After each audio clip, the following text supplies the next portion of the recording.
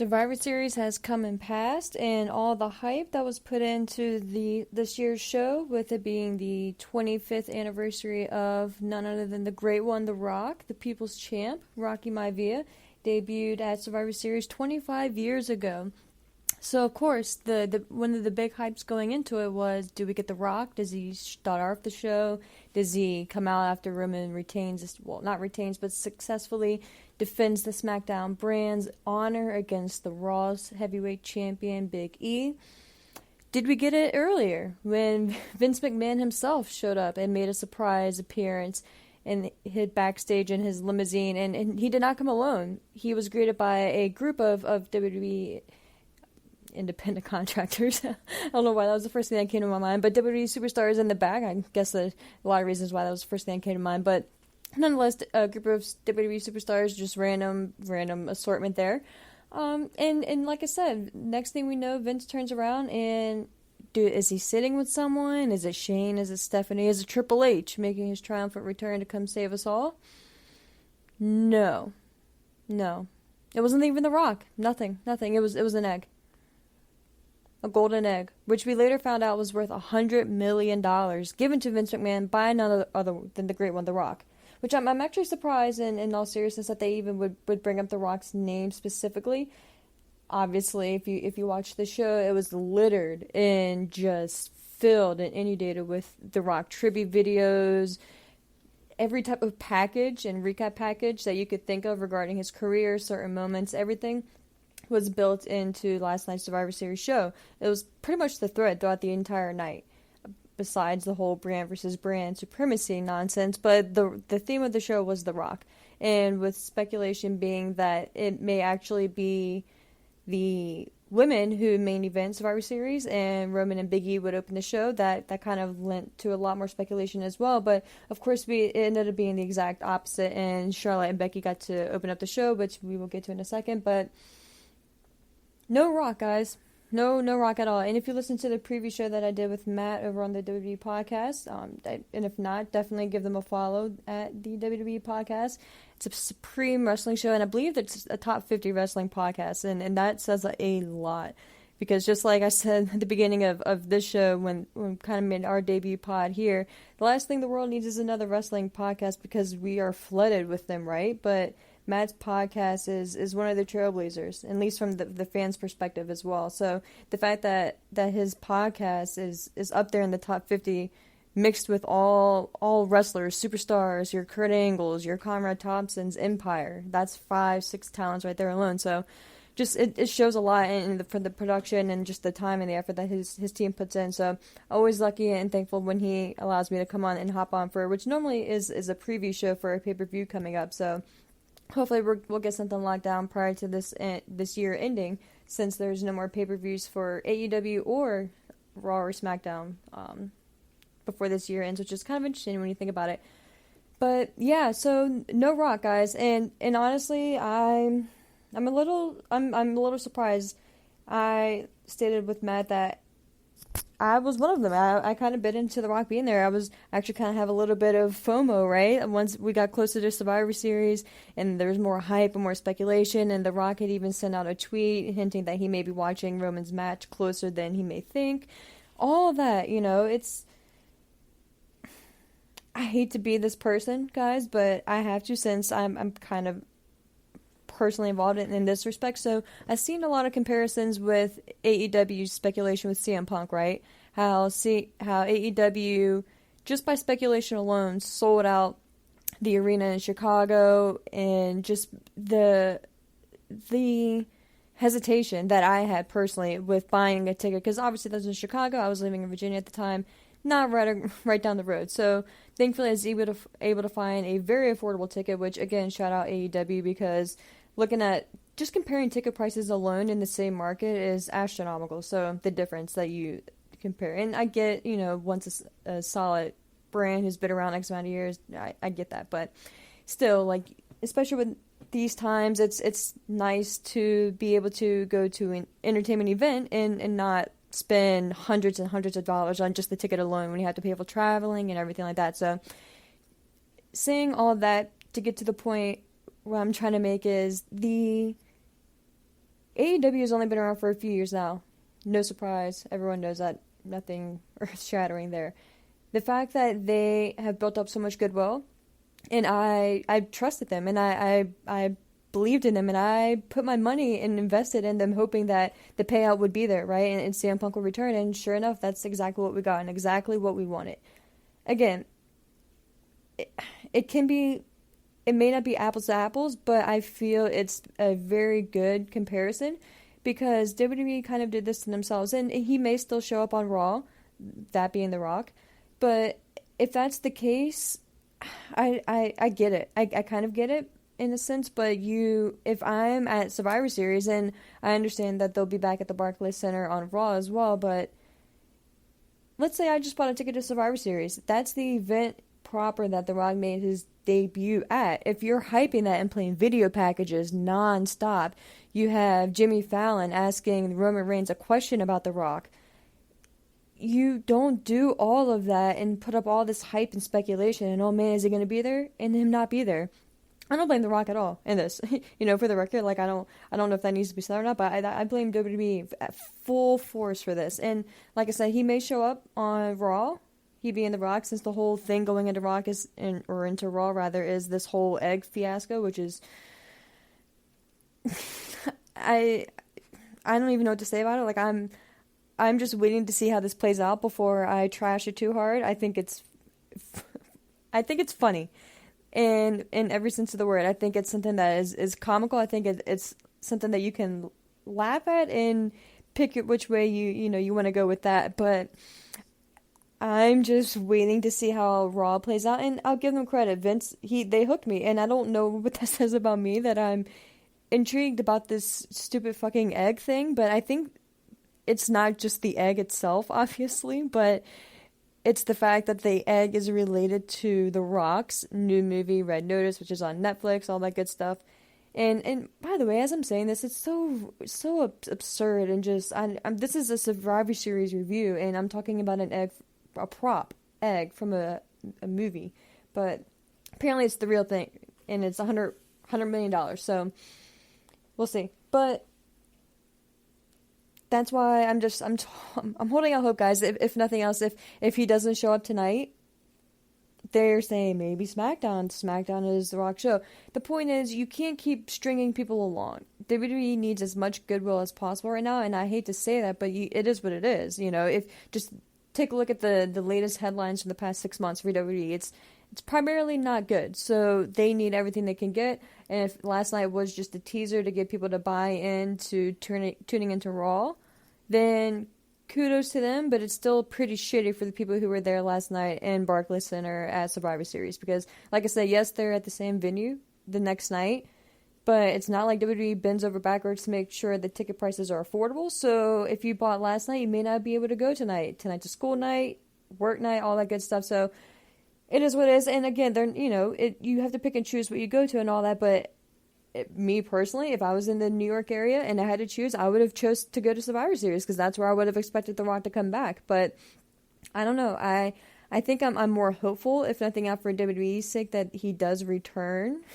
or make a appearance either on Raw, or like I said, maybe you could string it out on SmackDown. But I kind of have a good feeling, and maybe I'll be kicking myself at 11:30 tonight once I realize he did not show up. But I'm giving them the benefit of the doubt. And for two main reasons. The whole fact that Vince even did this. Vince has not been on TV for the past 3 to 5 years, like nowhere near that he used to be, character-wise. So the fact that he was even involved in something, and say what you will about that, but I think it could end up being a smart ploy. And we could watch tonight and be happy. And, whatever, Rock didn't show up last night, he's here tonight, good stuff.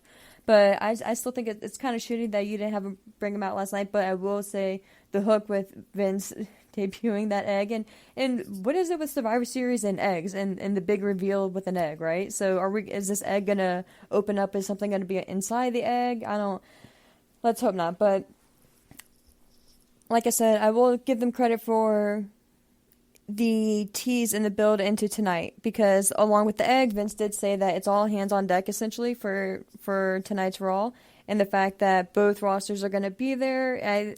I think it could kind of give it like a WrestleMania or a Raw after WrestleMania type vibe, and with the fact that Roman is pretty much, I would assume Roman is included in that everyone has to be there type thing, even though he is a star. But obviously, if the whole point is to have him interact with The Rock, and the whole sit down he did with Vince backstage at Survivor Series with the whole egg stupid thing and all that nonsense. But and long story short, it's pretty shitty we didn't get The Rock. It was I would say a minor bait and switch, even though they didn't outright say The Rock is going to be here. It's pretty obvious what they were going for. I mean, you can't flood a show with video packages hyping someone and then not have the guy show up. And again, nothing against The Rock. He probably never even told them from the beginning that he was going to be there. He's living his life, doing his own thing, and it's just on WWE. But that's why I'm holding out hope before I get too angry by it, I would say, or too let down, or whatever the adjective is going to be at the time. I'm going to let them at least see how Raw plays out, and then kind of go from there. And if maybe there's the inclination that if he doesn't show up on Raw, maybe he'll be there SmackDown, since SmackDown was The Rock's show. We'll see, but we'll take it a day by day. So that's the immediate, I guess, reaction and response from everything that I've seen too, with, the disappointment with The Rock not being there last night. And guys, like I said, I'm just glad that I didn't make a special trip to Survivor Series expecting The Rock to be there and him not showing up. But like I said, we'll hold out hope and see. But now, just to get that out of the way, to move into the card itself. And overall, the show, it pretty much sucked, guys. And I think a lot of that plays into the vibe of the show was centered around The Rock. Everyone was kind of waiting and hoping, and like, okay, the second that Roman's match ends and Big E heads to the back and Roman's in the ring, like, that's when you expect The Rock, for instance. Didn't happen. Big E was left in the ring.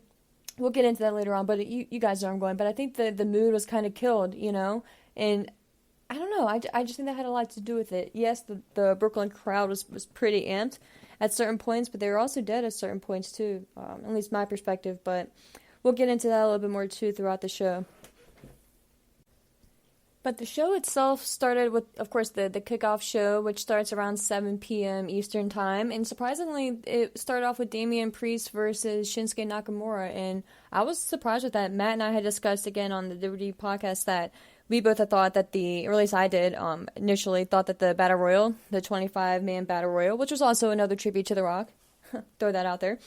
But nonetheless, I thought that Battle Royal would be something that they started the show off. I guess, I don't know if that was just, maybe I was thinking more AEW lines, but normally matches like that, especially since it was thrown together at the last minute, normally those are the matches that they have that starts off the kickoff show, because a lot of times people are still filing into the building itself, too, and getting to their seats, so you just want to make sure that you have a good, solid, or I don't want to say a solid, but a good match that's out there that's intriguing to the fans that are already currently in the building, but also something that isn't going to be pretty serious or detrimental, that if they hadn't made it into the building or tuned on the show yet, that they wouldn't miss out on a lot. So with Shinsuke and Damien Priest, that's why I was kind of surprised that, like I said, that they were on the kickoff show. But the match itself was pretty solid.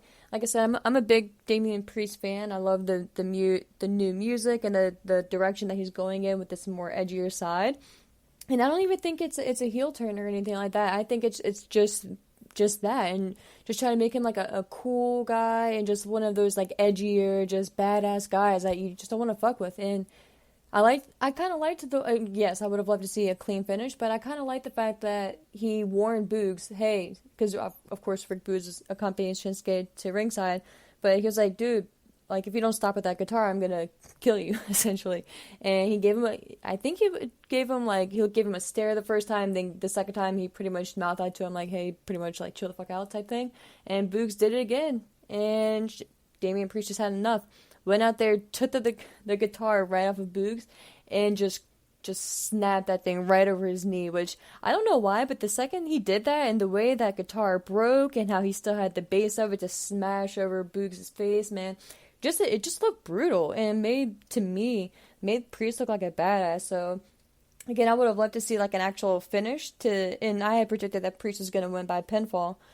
Just seeing the trajectory for both of them and how Shinsuke is just kind of like a utility player now, which I'm happy that they still have, don't get me wrong, but I don't see a big push for Shinsuke coming anytime soon, whereas I think Priest could be a champion within the next 2 years, a heavyweight champion. So, good match, and it was a pretty decent ending, to say the least. If you didn't want one of them to go over clean, which seemed to be the theme of the night, which again, it's another reason why you don't have to do shows like this and with stipulations like this. But it is what it is. But nonetheless, I thought that match was pretty solid. That led us to the opening match on the card, which was, of course, Becky Lynch and Charlotte Flair, which was the match that I myself was most looking forward to going into this. I'm sure probably a lot of us were, rather. But this match itself, if you didn't see Survivor Series, which I don't blame you, but if you didn't, I would make it a point to at least see this match, and it's at the very beginning of the pay-per-view, so literally just turn it on, hit play, and I believe it was about an 18-20 minute match in its entirety. But this match was everything that you could have wanted based on the situation surrounding it and the story and the animosity built up to it. I think I loved that Charlotte was the first one out and kind of in the ring just waiting for Becky, and then when Becky made her entrance, Charlotte was just ready to go. It was no pageantry, no nothing. Yes, they were both still dressed up, all that good stuff, and they looked phenomenal. Their ring attire was just on point. But I love that she was just egging Becky on, just saying, come on. And the second that Becky got it, they couldn't wait to start the match. And that's exactly the type of feel that you needed and the vibe going into it. And man, it was...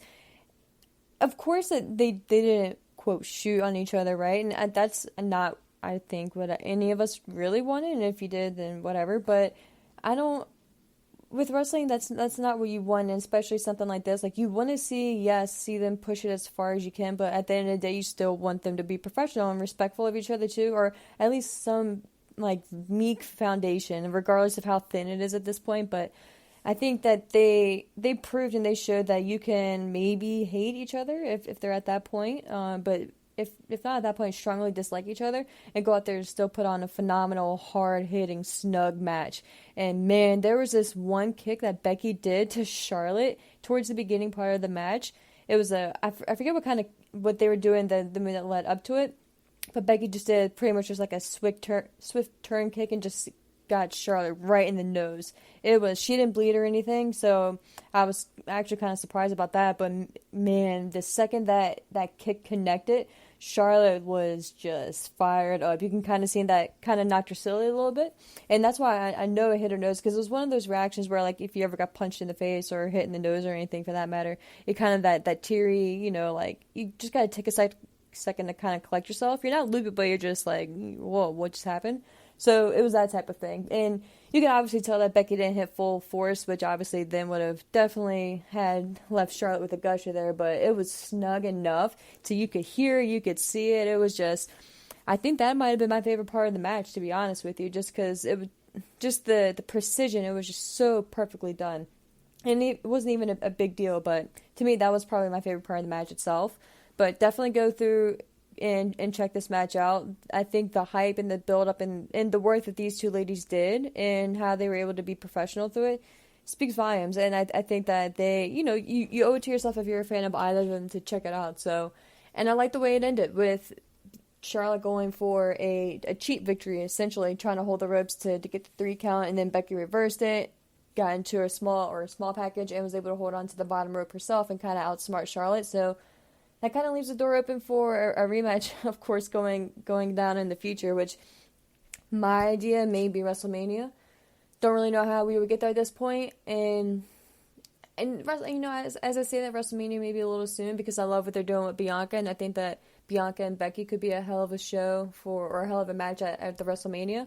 But this year, especially since they have 2 nights, but you obviously need something big for the marquee, so we'll see. But I just think that that match itself with Charlotte and Becky, it was probably their best match together, in my opinion. I can't speak any more highly of it. Definitely go do yourself a favor and check that one out. But after that, it led us to the men's Survivor Series match, the 5-on-5 team, and that ended up leaving us with Team Raw being victorious, which I was actually kind of surprised by.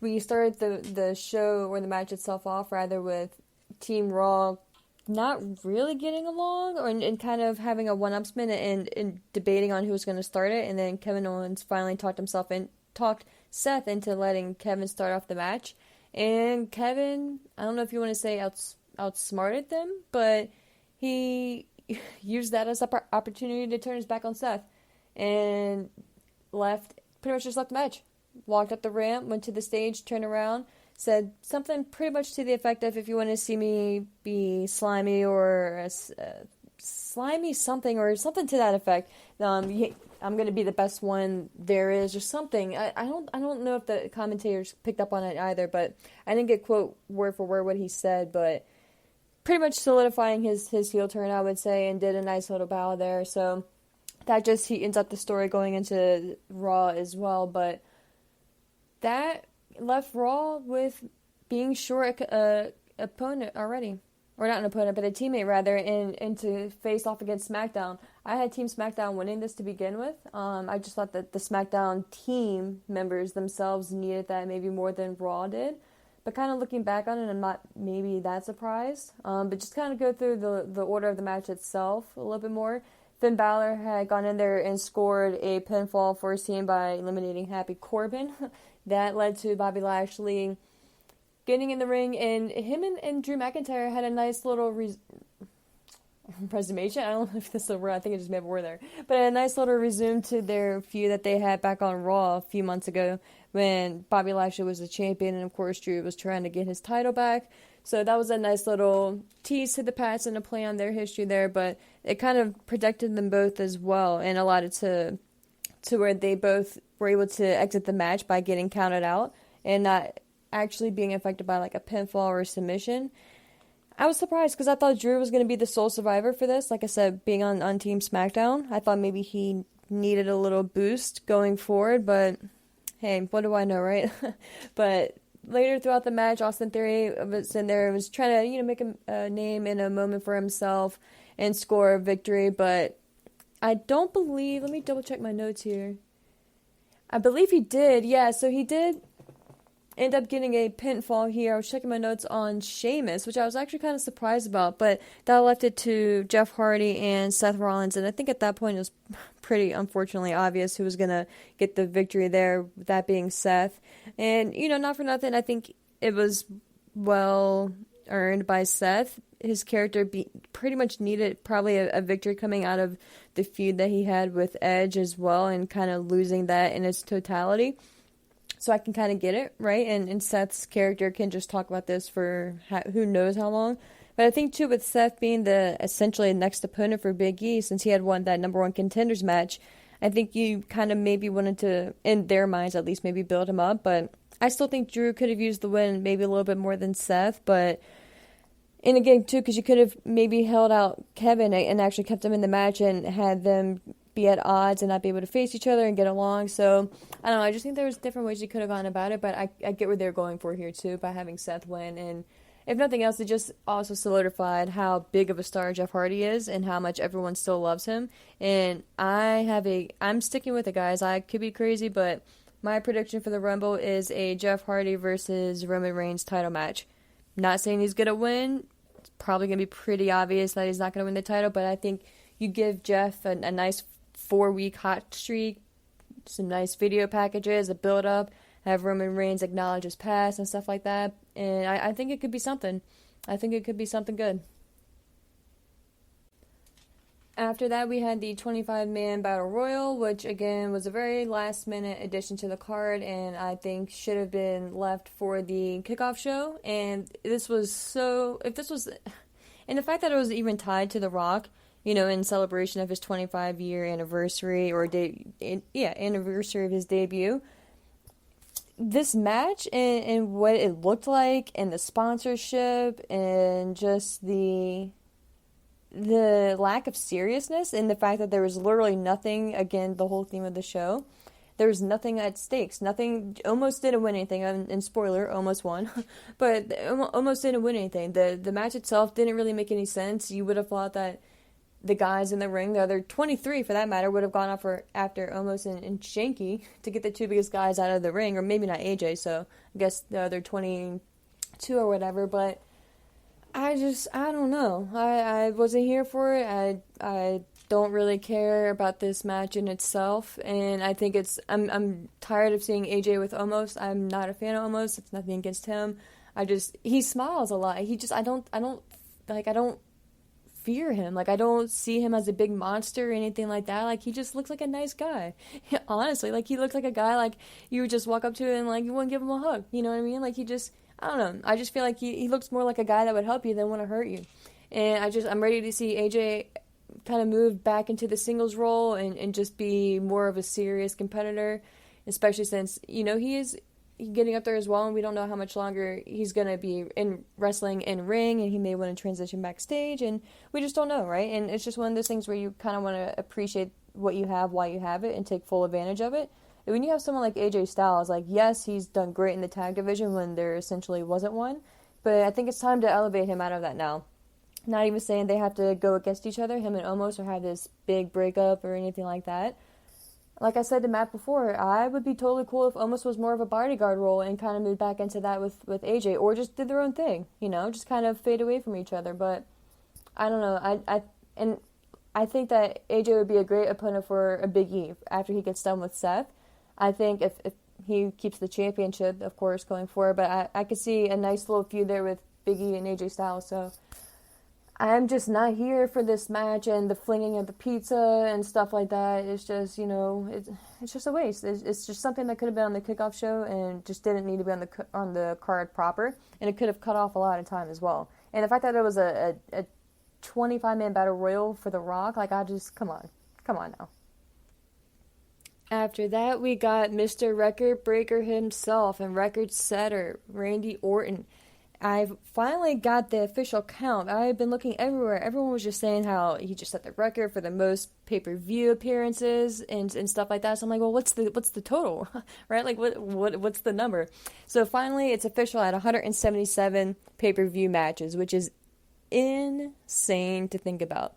And he put a nice little tribute and acknowledgement of the record itself and what it meant to him going forward and everything. So if you don't follow him on Twitter, if you haven't seen it, I would definitely seek that out, or at least maybe try to find some screenshots. I'm sure it's been reported in articles by now, but it was cool that he acknowledged it, and it's cool to see the side of Randy as he gets older and progresses farther into his career. But I had RK Bro taking this one. I think the Usos are just one of the teams where they can take a L, and Roman can yell at them on SmackDown and be upset that they lost, and then they'll be fine right after that. And that's pretty much what happened here. It was a good, solid match, and it ended with Randy Orton hitting another beautiful RKO out of nowhere, where I believe it was Jay who was coming off of the top rope and trying to hit a splash on Riddle, who was laying on the canvas below. Randy Orton came in out of nowhere, intercepted, I'm just going to say it was Jay, out of the air, and of course at the RKO out of nowhere. And I think he actually ended up hitting his splash and landing on Riddle, but Randy still hit the RKO itself. So it's pretty cool to say the least. It's fun to see what they always can come up with the different RKO spots, and it's just kind of always a highlight. And when you have an athlete or athletes, I should say, in an athletic team like the Usos in the ring as your opponents, you could pretty much almost do anything you want when you're Randy Orton and you have a move like that. So it was a fun match. If you didn't see it, I don't think you're really missing anything. But if you were there in the crowd and in the audience there, or you're just watching at home, it was pretty enjoyable, to say the least. Next up was the 5-on-5 Women's Survivor Series Elimination match. I hate to say it, but I was not hot on this match at all. I think they could have gotten a lot more out of it and a lot more storytelling out of it, and I think they could have made a lot more, or maybe just a few key more opponents. Like, of course, your Bianca Belair was the star of the match itself, being down 4-1, ended up coming back and defeating SmackDown and securing the W for Team Raw. But I just feel like your wrestlers, like your Rhea Ripley's, right? Like, she could have had a good stand-up moment, and she did. She looked pretty good in there for the time that they gave her in the ring, and that few minutes that she had in there. But I want to see more, man. Kind of like AJ Styles, what I was just saying about him. Like, I want to see Rhea Ripley just break out of the tag team and just be a dominant badass like she was. And when you have someone that looks like her, like just her appearance and how cool she looks and just how badass and tough and her build too, like it's unreal. Like, the build that she has, like just the strength. She could be up there too. And I think, for instance, like her and Bianca could have a really fun non-title feud. Or just maybe like a grudge match playing off of their NXT history. Like just both of them wanting to prove that they're the best and they're the future of the company, right? So I just think that there's just so many things that you can do about that with them in particular, and you could have done coming out of this, but it was fine, you know. It wasn't anything remarkable, sadly, and I think the whole way that Sasha was eliminated and not by her team and not allowed to get back in the ring to prevent the count out, that was just, you know, it was just, I don't know, I get it, but I feel like you could have done a lot more with this, but it is what it is, and it was just pretty much there because it kind of had to be, you know what I mean? But it was fine for Bianca, I guess, and it was good that Bianca got the spotlight and got the W, because if anything, you know, I think Bianca should have, if you're not going to go with like maybe like an underdog, but I think Bianca was the right choice there. But if you didn't see this one, you're really not missing much as I hate to say it. But at least Toni Storm, I will say Toni Storm got a nice little flurry of offense in there too. I think in this match she's probably got more than she has on SmackDown, which is insane. But hopefully going forward, now that Survivor Series is out of the way, her and Charlotte can pretty much, I don't want to say resume, but because it hasn't really gone anywhere. They've had like a couple promo segments, but they can at least start their feud, and hopefully this will be a good little run for Toni. Whether she ends up taking the title from Charlotte, I don't think so. It could be an upset, you know. It could be a way to make a star, but I don't see that happening right now. But nonetheless, at least she was included, and it was cool to see her out there. But that led us to our main event. The match that we all thought afterwards was going to have a big surprise. And sadly, no. As I already went over, I'm not going to rehash that. But the match itself was good. And I'm going to say, if you didn't see the show, again, take some time to see this one. So 3 matches, I would say, out of most important to check out. I would say out of my top 3, of course, the opener, Becky and Charlotte. I would say this match, which is, of course, Roman Reigns and Big E. And then the Damien Priest and Shinsuke match. For some reason, I just really thought that was cool, and I was just really intrigued by that. But I don't know. I with this match, it served its purpose, and I think we all pretty much knew what to expect coming out of it. And I truly think that it was a good showcase for Big E. I think, yes, he took a clean loss, and I think that's okay.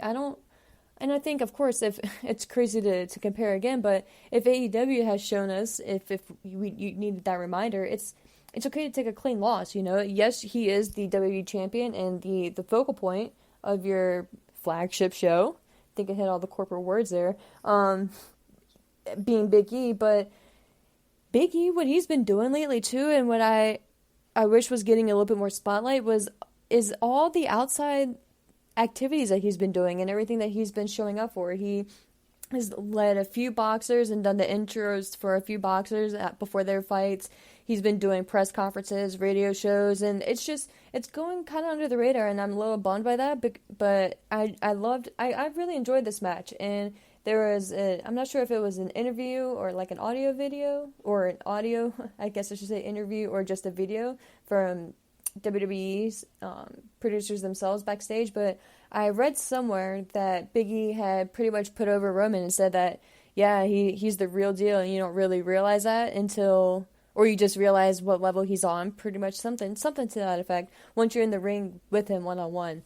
And that's cool, that respect that Big E has coming out of that, you know what I mean? You know, he could have said a lot of stuff, and I think the fact that he kind of just reiterated and just showed again that, you know, and it's kind of funny, all the shit that we as fans gave Roman, and I would say rightfully so, you know, he didn't really, there's a few interviews that weren't really necessarily a babyface role few years ago, but this Roman that we have now, and I don't want to say just Roman, I want to say like Joe, the guy, like, I don't think there's ever been an interview anywhere that anyone has ever had anything bad to say about Joe, the guy, you know? Yes, CM Punk was quoted in his interview saying that he was told to make Roman look good, but that's not against Roman himself. That's what the company wanted, you know what I mean? And I'm clearly, and would never even attempt to speak for Punk, but a lot of people, I think that it was kind of like, that put a lot of like bad taste in our mouth, and me too, right? Like, I'm definitely one of them, but I think too that it was a combination of that and how heavily that Roman was being just forced down our throats, that of course we're gonna backfire, and we're gonna, not want to support him. So I think where he's at now, and just having someone like Big E, who we know is a good guy and we kind of trust, you know what I mean? Like Big E has, I don't know, like it's just a weird thing to me. Maybe I'm not explaining it well, but I think just having the acknowledgement and just the backing of Big E to me just really stood out, and it was just really cool, and just the mutual respect there, because it was just kind of like a real thing. It was like a real like moment, so that was cool. But the match itself was really good, and I think it could have been maybe electricity wise from the fans a little bit higher if we weren't all anticipating someone showing up. So I will say that kind of was a little bit of a bummer for both of them, respectfully, but I think this was Big E's moment just to go out there and show what he could do against the face of the company, and I think he showed out well, man. I think Big E did his thing, and I think that if there's any doubts backstage on what Big E can do and if he can hold his own, I think it was pretty much proven that he's got it and then some. So I would give the whole show a thumbs down, honestly, as the show itself. Or maybe not a thumbs up, maybe a thumbs in the middle. But, because like I said, there were a few good matches, but I don't know what they're doing, guys. And like I said, I'm holding out hope before I get too upset and too angry, and seeing what they do with this whole stupid egg fiasco on Raw, and if it somehow still leads to The Rock coming soon or what. But if not, then what a clusterfuck. That's all I'm going to say. But thanks for listening, guys, and hope you guys have an awesome week, and I'll talk to you soon. Take care.